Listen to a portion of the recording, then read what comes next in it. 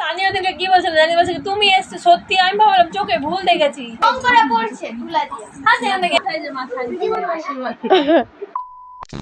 Hello everyone, কেমন আছো সবাই? আশা করি খুব ভালো আছো আর আমরা অনেক ভালো আছি। তো দেখো এই যে জামা আর রাখি আমি গোপোষণের জন্য নিয়ে চলে এসেছি, আর পাপা এখানে দেখো বিছানার মধ্যে বদমাশি করছে। তো চলো আজকে আমাদের রাখি বাঁধার ব্লগটা অনেক ইন্টারেস্টিং হতে চলেছে, তো কেউ স্কিপ না করে পুরো ভিডিওটা দেখতে থাকো। বদমাশের জন্য বাড়িতে এসেছিলাম, তোমরা তো আগের ভিডিওতে দেখেছো, আর একদিন পরে রাখি বাঁধা, তো সেই জন্য আমি একদিনের জন্য বাড়ি গিয়েছিলাম। তারপরের দিন আমি আবার এসেছি, মানে রাখি বাঁধার আগের দিন আমি আবার চলে এসেছিলাম আমাদের ভাইকে রাখি বাঁধার জন্য। আর তারপরে আমরা কিছুক্ষণ বসে গল্প করছিলাম, কারণ আমার সেই ছোট্টবেলাকার বান্ধবী এসেছিল, তো ওর আর আমার সুখ দুঃখের যত গল্প থাকে সব গল্প আমরা একদিনেই করে নিয়েছিলাম। ওবেলা যেভাবে রাখি পরাতাম সেভাবে ওকে রাখিও পরিয়ে দিয়েছি। তারপরে পাপাকে এখানে তানি চকলেট খাওয়াচ্ছিল, আর পাপা এখানে শুয়ে শুয়ে গান দেখছিল। আর দেখো তানি ওকে চকলেট খাওয়ালো, তারপরে ও কিভাবে ওর মায়ের নাইটি দিয়ে ওকে মেরেই যাচ্ছে। আসলে কি বলতো, আস্তে আস্তে পাপা যতটা বড় হচ্ছে ওর বদমাশি দ্বিগুণ বেড়েই চলেছে। তারপরে আমি এখানে থালাটা সাজিয়ে নিলাম, থালার মধ্যে মিষ্টি, ফুল, দুব্বা, আতপ চাল, সিঁদুর সবকিছু নিয়ে নিয়েছি। ওর সাথে রাখিটাও নিয়েছিলাম, সেটা আমি বলতে ভুলে গেছি। তো এখানে প্রথমে মেজদি ভাইকে রাখি পরিয়ে দিচ্ছিল। এর বছর আমরা বাড়িতে এসেছিলাম না, আগের বছর আমরা মাসিদের বাড়িতে গপুর ভাইকে রাখি বেঁধেছিলাম, তো সেই জন্য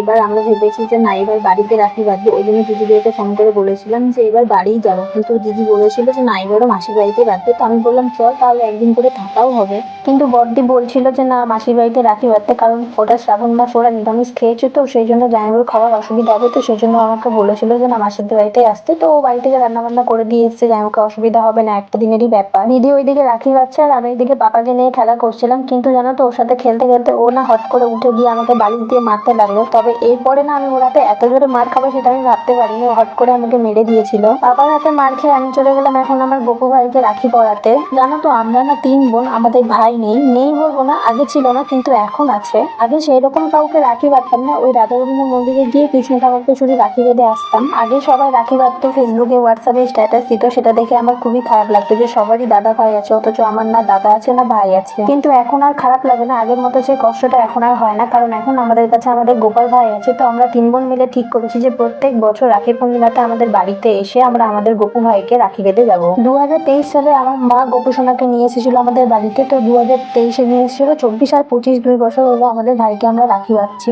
আবার আমাদের মা কি করে জানো, সবার দাদা ভাই যেরকম দিদি বোনদেরকে গিফট দেয়, তো সেরকম মাও গোপাল ভাইয়ের তরফ থেকে আমাদেরকে কিছু না কিছু গিফট দেয় প্রত্যেক বছর রাখি বাঁধাতে, মানে 2 বছর ধরে। দেখো তোমাদের সাথে কথা বলতে বলতে আমার গোপাল ভাইকে রাখি বাঁধা হয়ে গেল, তোমরা তো সেটা দেখতেই পেলে। আর আমার ভাইকে কেমন লাগছে তোমরা অবশ্যই কমেন্ট করে জানিও। আর আমার শ্বশুর বাড়িতে যে গোপালটা আছে তার জন্য জামা আর রাখি একেবারে সেম নেওয়া হয়েছিল। আর বড়দি এখন এখানে ভাইকে রাখি পরিয়ে দিবে। জানো তো, দিদির আস্তে আস্তে প্রায় 1টা বেজে পার হয়ে গেছিল, কারণ ও তো বাড়িতে রান্না বান্না করে এসেছিল। আমি তো তোমাদেরকে আগেই বললাম যে পুরো শ্রাবণ মাস ও নিরামিষ খাচ্ছে বলে জামাইবাবুর খাওয়া দাওয়া অসুবিধা হবে, সেই জন্য ও রান্না বান্না করে এসেছিল। তো এখানে দিদির রাখি পরানো হয়ে গেছে, এখন গপুকে মিষ্টিও খাইয়ে দিচ্ছে। তো এরপরে ও জল খাওয়ানোর পরে দিবে গপু সোনাকে গিফট। দিদি বানিয়ে নিয়ে এসেছিল রূপোর হাতের বালা আর পায়ের তোড়া, তো সেটা এখন গপু সোনাকে পরিয়ে দেবে। আর রূপোর বালাটা নিয়ে এসেছিল জন্মাষ্টমীর জন্য, আর হাতের বালাটা নিয়ে এসেছিল রাখি স্পেশাল, তো সেটাই এখন দিদি গপুকে পরিয়ে দিচ্ছে। আর তারপরে আমরা বসে একটু কিছুক্ষণ গল্প করে নিয়েছিলাম।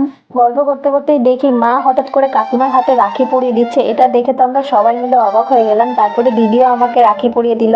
একে একে সবাই আমাকে এখন রাখি পরিয়ে আমার পুরো হাতটাকে ভরিয়ে দিবে। তারপরে মায়ের আর পাপার লেগেছিল এখানে ঝগড়ার কারণ চকলেট নিয়ে। মা একটা পাপাকে চকলেট দিল, আর তারপরে রাখি পরিয়ে দিল। রাখি পরানোর ঘুষ এটা হলো আমার মায়ের তরফ থেকে। তারপরে আমিও এখন দিদিকে রাখি পরিয়ে দিচ্ছি। আর দেখো, ক্যামেরাটা মাকে ধরিয়েছিলাম বলে মা আমার হাত পাটা কি করে নিয়েছে, পুরোটা কেটে দিয়েছে, শুধু একটুখানি দেখা যাচ্ছে। তারপরে গোপুসোনা সবাইকে এখন একে একে আশীর্বাদ করে দিচ্ছে। আর মা এখানে ওখানে 5 টাকা আর একটা গোপালের ফুল, ওটা আশীর্বাদ হিসেবে সবাইকে দিচ্ছিল। তো প্রথমে বড়দিকে দিল, তারপরে এখানে মেজদিকে দিচ্ছে, মেজদিকে দেওয়া হয়ে গেলে তারপরে আমাকে দেবে। তো এখন আমাকে 5 টাকার কয়েন আর একটা ফুল গোপুসোনা আশীর্বাদ হিসাবে আমাকে দিয়ে দিল। আমি এটা বাড়ি নিয়ে গিয়ে ভালো করে যত্ন করে রাখবো, আর এই টাকাটা আমি খরচা করবো না। তারপরে গোপু ভাইকে একটা আমি হাম্পিও দিয়ে দিলাম। আর তারপরে এখন আমি দিদিকে রাখি বাঁধছি। তো দেখো, দিদির হাতেও এখন 2টা রাখি হয়ে গেছে, আর আমি একটা পরালাম, সেটা নিয়ে 3টে রাখি হয়ে গেল। তো এখন সবার হাত এক এক করে ভরে যাবে। দিদিকে রাখি পরাতে না পরাতেই দেখি মা আমার হাত নিয়ে টানাটানি করছে, তো এখানে মা আবার আমাকে রাখি বেঁধে দিল। তো যাই হোক, সেটা দেখে আমার খুবই ভালো লাগলো। আর দেখো আমার হাতে কতগুলো রাখি হয়ে গেছে। আর এখানে আমার